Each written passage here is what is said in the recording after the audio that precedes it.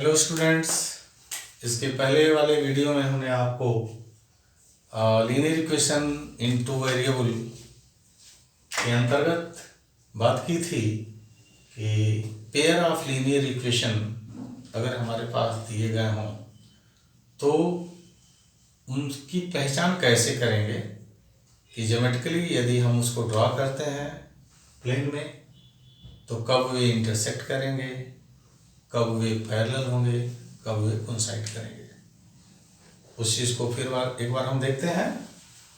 हमने आपको बताया था कि यदि पेयर ऑफ लीनियर इक्वेशन एक दूसरे को इंटरसेक्ट करते हैं तो हम कहते हैं दे हैव वन सॉल्यूशन, और इसी को आप कहते हो यूनिक सॉल्यूशन। क्या कहते हो? Unique solution. ये एक बार इंटरसेक्ट करेंगे, एक सॉल्यूशन मिलेगा और यूनिक कहते हैं। यूनिक क्यों कहते हैं भाई? God is unique, God is one. Solution भी केवल एक मिलेगा, इसलिए यूनिक तो होगा ही होगा। दूसरी कंडीशन में हमने बताया था कि पेयर ऑफ लीनियर इक्वेशन दिए गए हैं बट वो कोइंसाइड कर जा रहा है, कोइंसिडेंट हो जा रहे हैं, एक ही पाथ से गुजरते हैं, और इसको हम कहते हैं infinite many solution. Infinite many solution, many solution, क्योंकि एक स्ट्रेट लाइन पर कितने पॉइंट मिलेंगे? इनफाइनाइट पॉइंट मिलेंगे, सभी उसके सॉल्यूशन कहे जाते हैं। All the point lie on a straight line are called solutions. Infinite many solutions. और तीसरा हमने बताया था कि पेयर ऑफ लीनियर इक्वेशन अगर हम ज्योमेट्रिकली ड्रॉ करते हैं और वो पैरेलल हो जाए तो इसको कहते हैं नो सॉल्यूशन। ये आप पढ़ चुके हैं, नो सॉल्यूशन। यहां कोई सॉल्यूशन नहीं मिलेगा क्योंकि लाइनें एक दूसरे के पैरेलल हैं, ज्योमेट्रिकल वो पैरेलल है। और इनके लिए हमने आपको फार्मूले भी बताए थे। पहले वाले में ratio of coefficient A1A2, B1B2, C1C2 को अगर हम लेते हैं विद साइन और इनके बीच रिलेशन कैसा होगा? इस तरह का। कैसा होगा भाई? A1/A2 not equal to B1/B2 not equal to C1/C2। तो हम कहते हैं कि pair of linear equation are drawn in a plane, then geometrically they will intersect and they have one solution या unique solution. A pair of linear equation are not intersecting, they maybe coincide to each other. If they are not coinciding, not intersecting, it means they are parallel. वो parallel होगी। और coincident होती है तो इनकी condition कैसे पहचानते हैं? A1/A2 equal to B1/B2 equal to C1/C2, ऐसे हम पहचान कर लेते हैं। और तीसरा है कि A1/A2 equal to B1/B2 but not equal to C1/C2। हम कहते हैं दे है नो सॉल्यूशन। चौथी कंडीशन चर्चा हमने पहले वीडियो में किया था, इसके पहले वाले वीडियो में, कि एक कंडीशन और पूछी जाती है एग्जाम में, non zero solution. Non zero solution ये बहुत ही स्पेशल है, इस पर आपको फोकस करना ही होगा। नॉन जीरो सॉल्यूशन की कंडीशन क्या होगी? तो आपको याद होना चाहिए, कोइंसिडेंट होंगी जब लाइनें, जिनमें इनफाइनाइट सॉल्यूशन होंगे उन्हीं को हम कहते हैं condition of non zero solution. अर्थात इसकी है condition A1/A2 equal to B1/B2 equal to C1/C2। एक बार मैं पुनः कहता हूं कि 1 से 2 नंबर में क्वेश्चन आता है और कह देगा कि in given pair of linear equation x + 2y + 7 = 0, 2x + ky + 14 = 0 satisfy the condition of non-zero solution, then find the value of k. दिया गया linear pair of linear equation non zero solution की condition को follow करता है या satisfy करता है तो k का मान क्या होगा। बच्चे प्रायः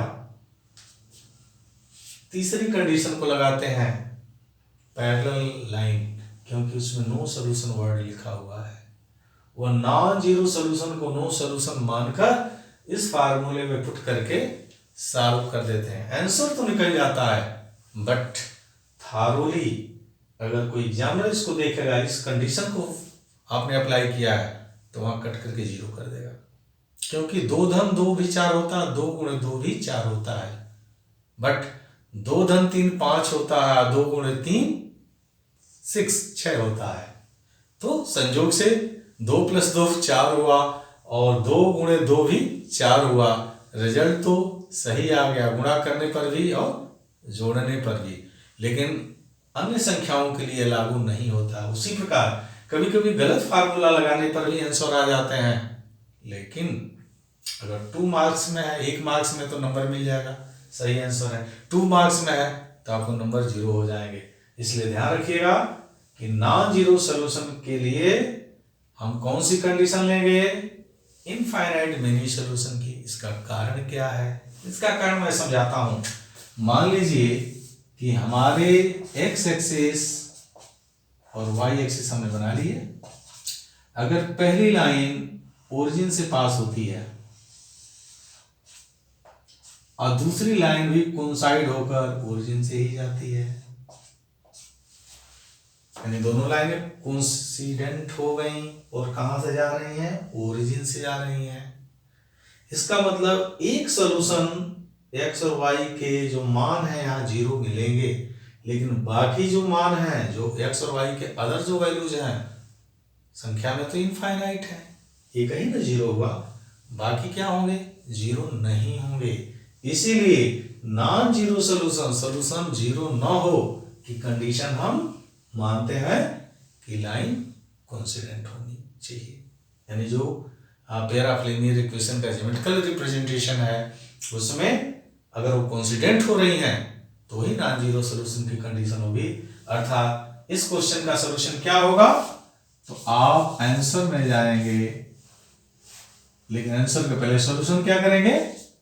सॉल्यूशन क्या होगा, a1/a2। a1/a2 कहां से है भाई, x का कोएफिशिएंट पहले इक्वेशन में a1 और दूसरे इक्वेशन में a2, तो यहां होगा 1/2। b1/b2, b1/b2 y के कोएफिशिएंट की रेशियो 2/k और कांस्टेंट टर्म c1/c2, ये होगा 7/14। अब हमारी कंडीशन क्या है, कंडीशन फॉलो करें तो कंडीशन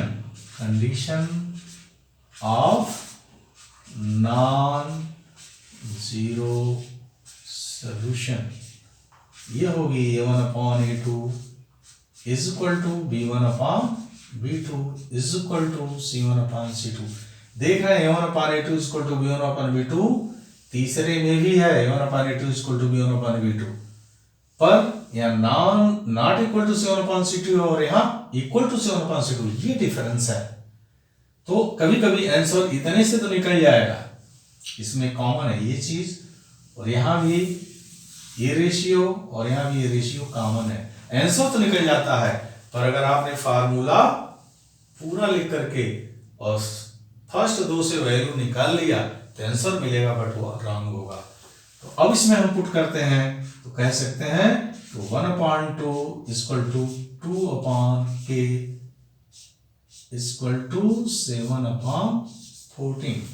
देखिए 7/14 का सॉल्यूशन भी 1/2 ही होगा। आप चाहे फर्स्ट सेकंड को लेकर सॉल्व करिए या सेकंड और थर्ड को लेकर सॉल्व करिए। Now 1/2 equal to 2/k, now cross multiply आप ऐसे लेते हैं ना, तो k इक्वल टू हो गया 4, तो हमारा आंसर आ गया। k इक्वल टू 4, यानी k का मान यहाँ क्या आएगा 4 होगा। चेक कर सकते हैं, k का मान 4 होगा तो 2/4 मीन्स 1/2, 1/2, 7/40 मीन्स 1/2। तो तीनों रेशियो हमारी बराबर हो गई।